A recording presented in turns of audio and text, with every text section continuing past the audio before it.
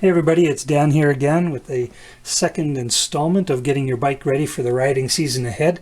Today I'm going to be looking at rebuilding hubs, or at least repacking the bearings, and doing a little bit of maintenance. And I'm going to show you that this cheap junkyard restored or salvaged rim that's working poorly can be fixed up to almost new condition.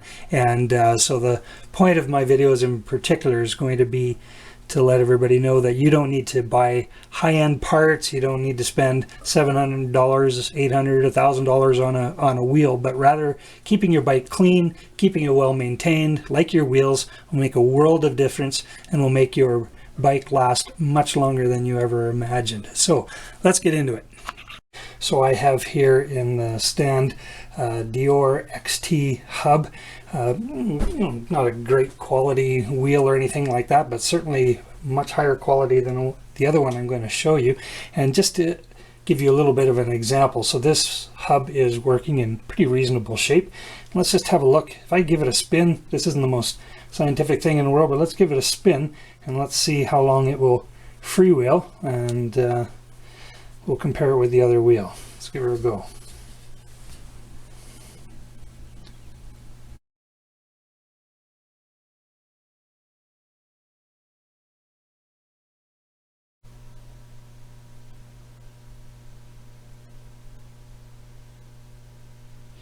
All right, so about 35 seconds for freewheeling for this wheel.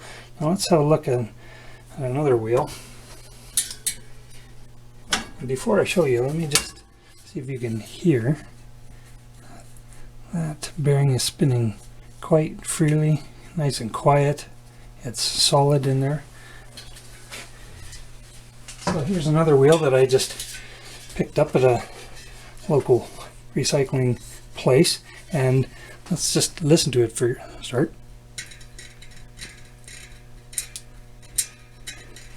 That is pretty lousy. So let's put this one in the stand. Let's just measure it in our not so scientific way.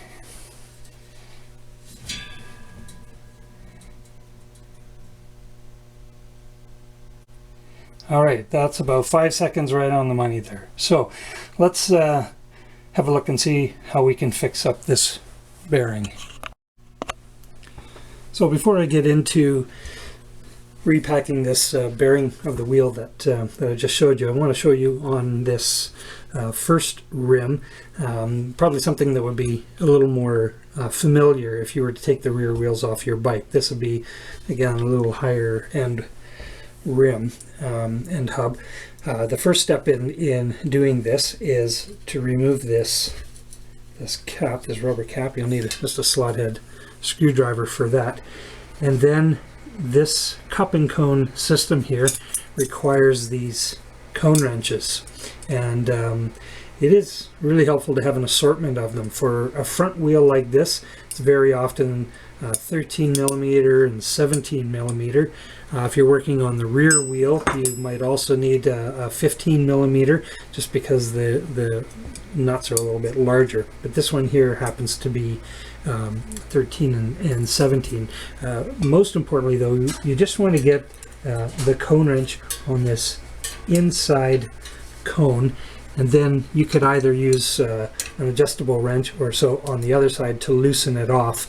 And I would not really suggest, though you could do it, I wouldn't necessarily suggest using a cone wrench for this one, because it's a little hard to get any purchase on that nut. But you don't want to damage these. They're not a really robust wrench in the traditional sense of it. So what you could also do is just get a regular box end wrench or something and use that, and so that works quite well. All right, let's grab this other wheel and we'll get started. All right, so here we have our very lousy operating hub. And let's get a 13 millimeter cone wrench in there, and I'm going to loosen it off just to find the shoulders of it. There it is. And then I'm going to loosen it off with this 17 millimeter wrench. Now, what is important when you're doing this procedure is leave the other side intact. We don't want to move it at all if we can avoid it, simply because the length of the threads needs to be the same. When we reassemble this whole spindle in here, we need to make sure that the length is the same. The amount of thread sticking out is the same on both sides. So just remove the nut on one side.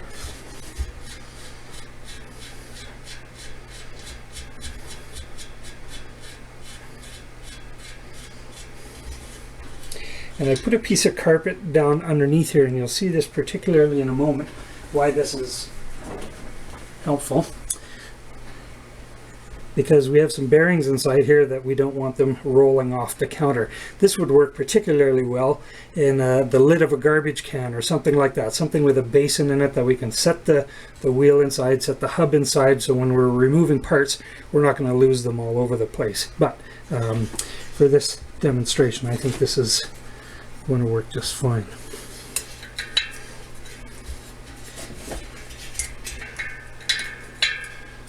So, just being a little bit stubborn.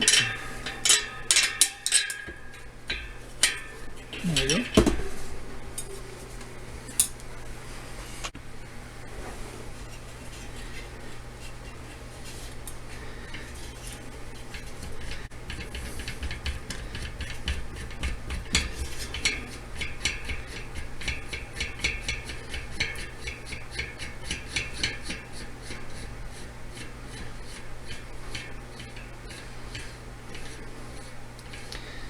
Alright, so you'll see, right now you can see the bearings inside, and then you'll see this part of the cone here that where the saddle, if you will, where those bearings will ride inside here.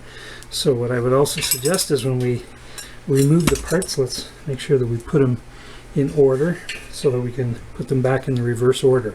Now for this next step, when we have the bearings in there, what I like is I just have a really cheap, hardware store kind of magnet, but it's a pretty strong magnet. But you'll see it works quite well for pulling those bearings out of there. It is pretty easy to lose track of them.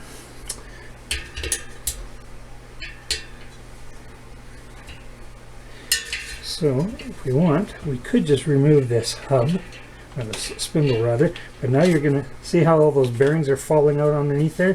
So that's where this piece of carpet is particularly helpful. Okay, the fact is we want them out on both sides, so now I'm just going to flip this over carefully. In fact, I might just see if I can get them from the underside here. Just do not want to lose the bearings.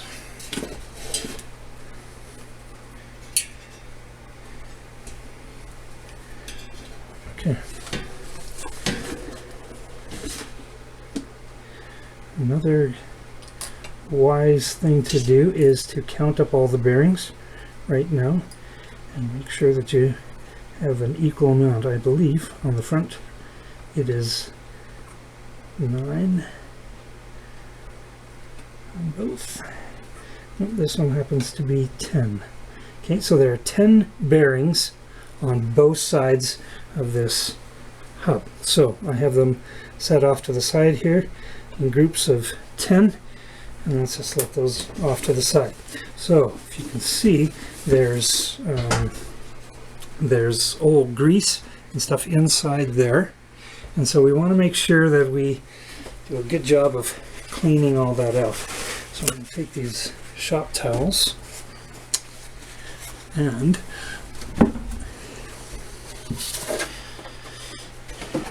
I'm sure everyone has different perspectives on the appropriate kind of cleaner to use for this. You can use a detergent degreaser that is like a concentrated soap.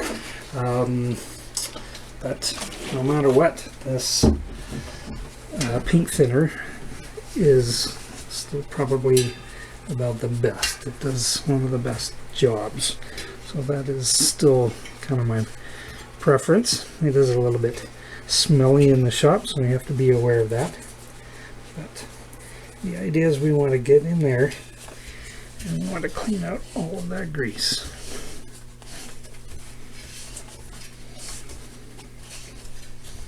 That's pretty good. So what I'm going to do is just show you a quick and easy fix for your wheels. This is the kind of degree that I would go perhaps every year. I would do, I repack my bearings, and this is the depth that I would go to in this. If you want, you could further take apart parts of the hub, make sure they're all perfectly clean and so forth. But if you have a look at that, I think that's pretty decent. So I'll just do both sides.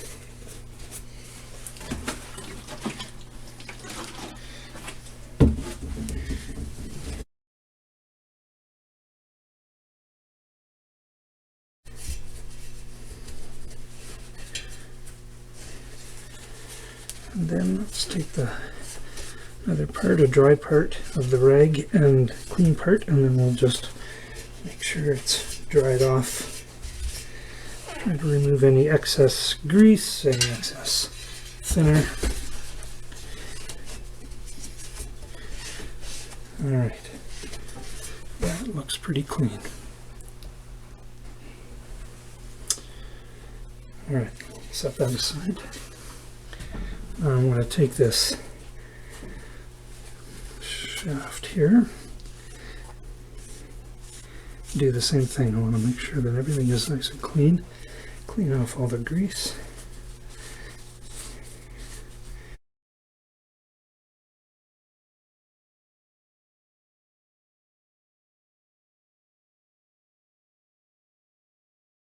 Alright, so we can see that that is quite clean. Now at this point I would also suggest that some will say that take a pen. I'm just going to take an old spoke I have here, and if you just check the inside surface where those bearings are seated, and you can see if that cup is scored, and if it is, you might have to replace this whole axle. However, my experience is you'd be surprised at just how much life you will get out of this just by doing this general maintenance, and it will last a very long time.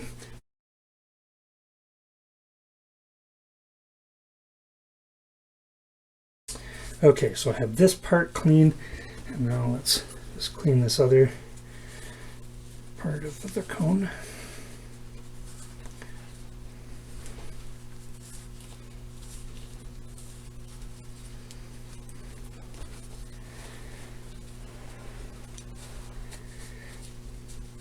Mostly it is certainly about cleaning it, but it's also about making sure that there's no grit in there, no old oil, or grease rather, and so you get it as clean as possible.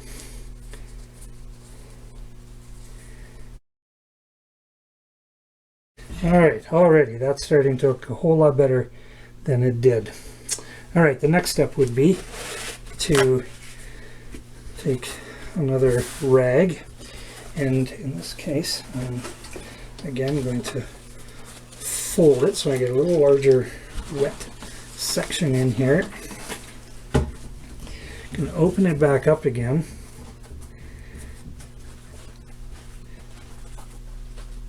and just set those bearings on there.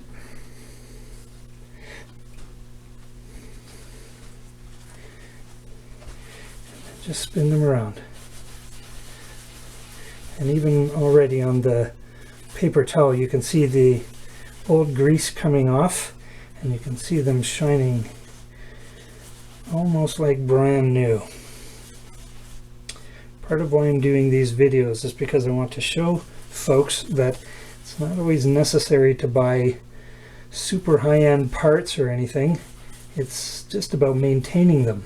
The bikes that I have seen thrown in the garbage were actually quite salvageable, and I fixed them up quite inexpensively, just doing general maintenance like this, and gave away the bikes to a new owner, and they are riding them still several years later.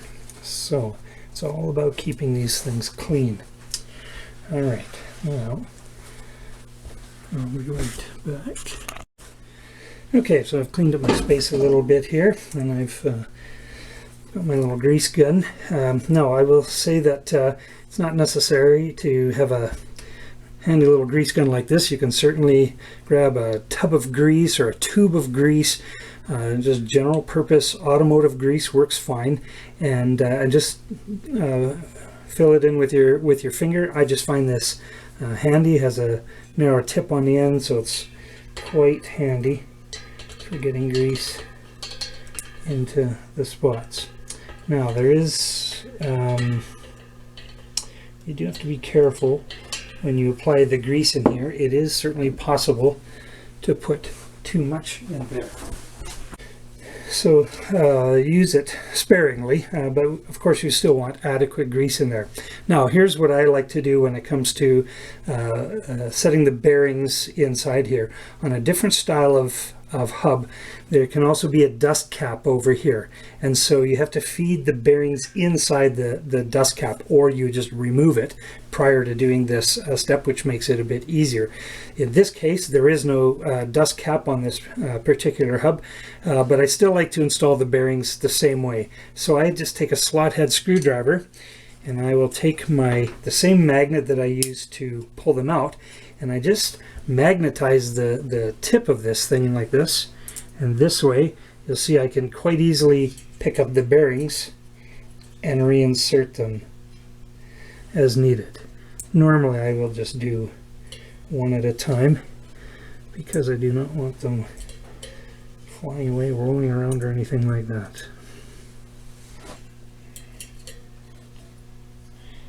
By putting the grease in here in advance, obviously you're seating them in grease, so we're surrounding the bearings in grease, but there's the added benefit of the fact that it holds them in place. Okay, so now I have those bearings in there. I'm going to insert the axle this way. So prior to doing that, I want to make sure that on the top side of this there's grease on this part of the cone as well. Again, you could install this by hand, just with your finger, or if you have a nice little applicator like I do. Okay, so get grease, make sure it's all the way around there. Drop this axle in, and then I turn it just to work that grease in a little bit. Already you can hear that sounds a whole lot better than it did a few minutes ago. Okay, hold the axle in place, and I flip the wheel over. I set it down now on top of that axle, and then that will keep the bearings in place. Reapply more grease.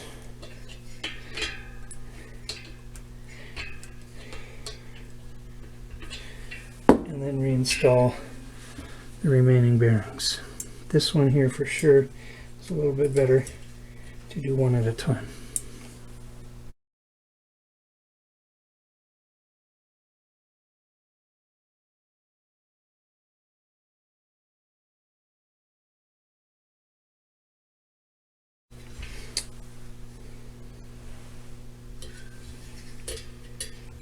There we go.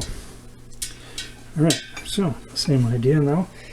Let's we'll add some grease onto this part.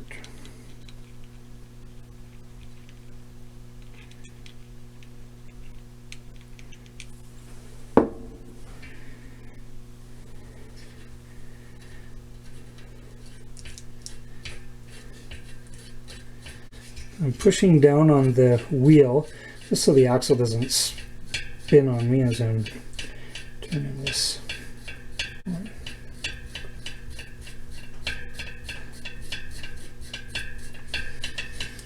I'll certainly clean up all the excess grease after this is set. Of course, any excess grease outside the hub is going to collect dirt and grime from the road, which we don't want. Okay, so that's now seating itself on those bearings. There we go. That is back in place. Just going to now clean up that excess grease a bit.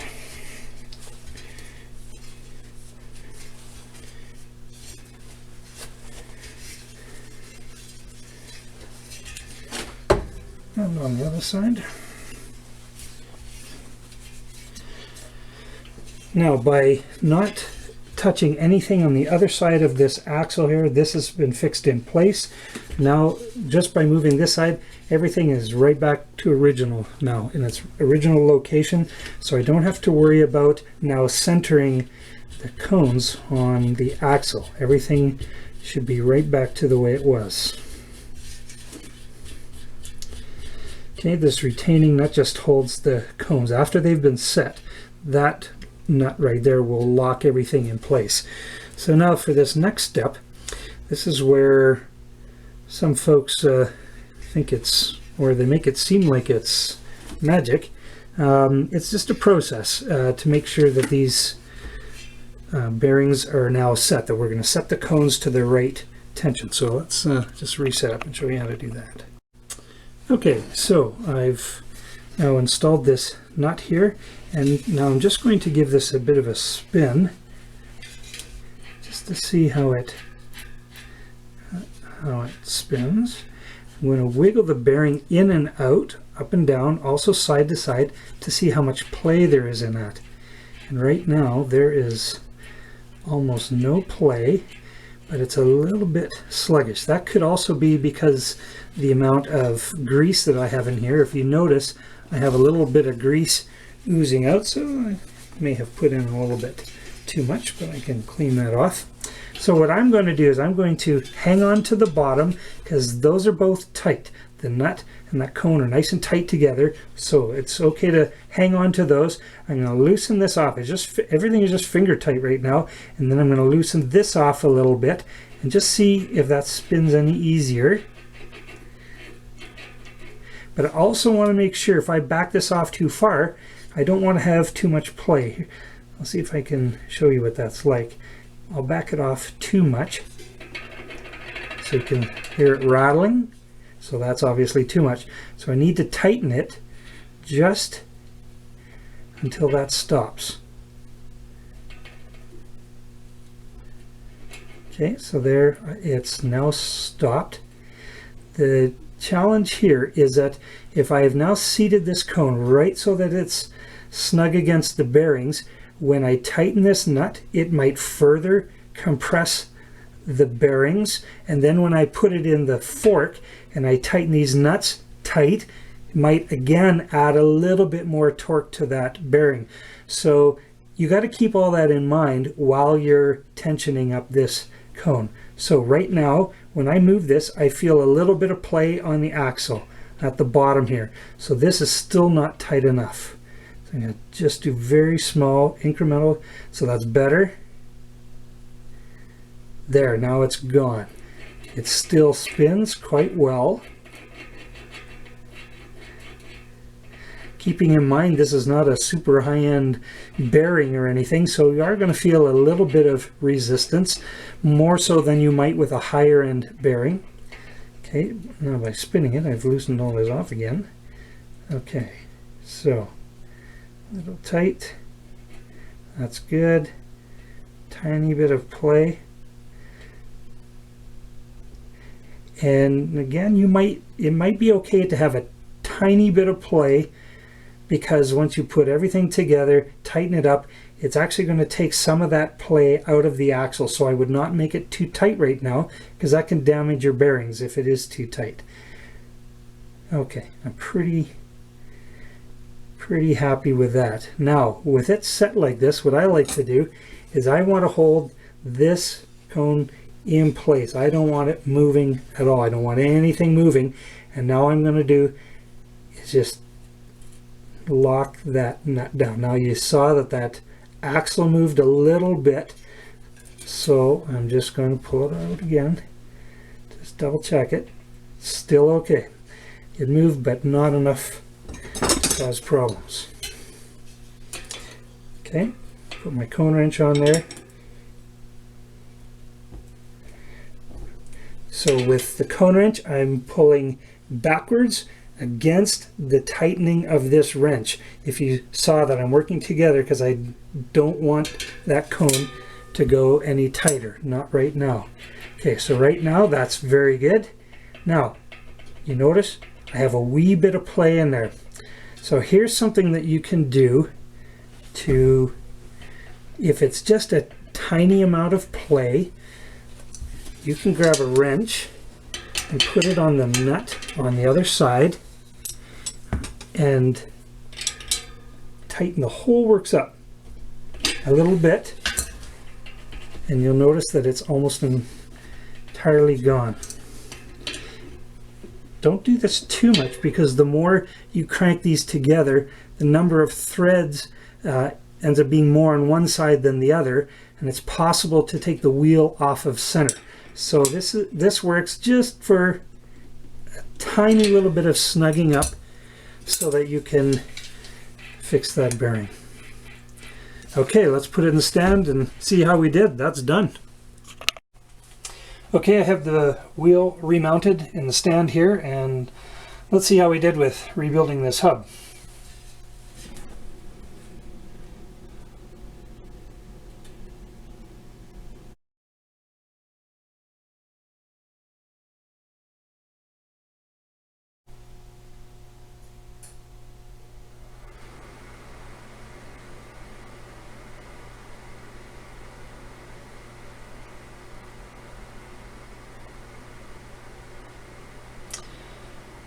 .6 seconds. I think that's pretty good, considering that when we started off it lasted a full 5 seconds of freewheeling. So I think the point is clearly made that a little bit of work, a little bit of effort, a few tools, a little bit of know-how, and very inexpensively you can refurbish an existing wheel. Doesn't matter, doesn't have to be a high-end wheel or anything like that, and you can make it last a long time. So happy with that.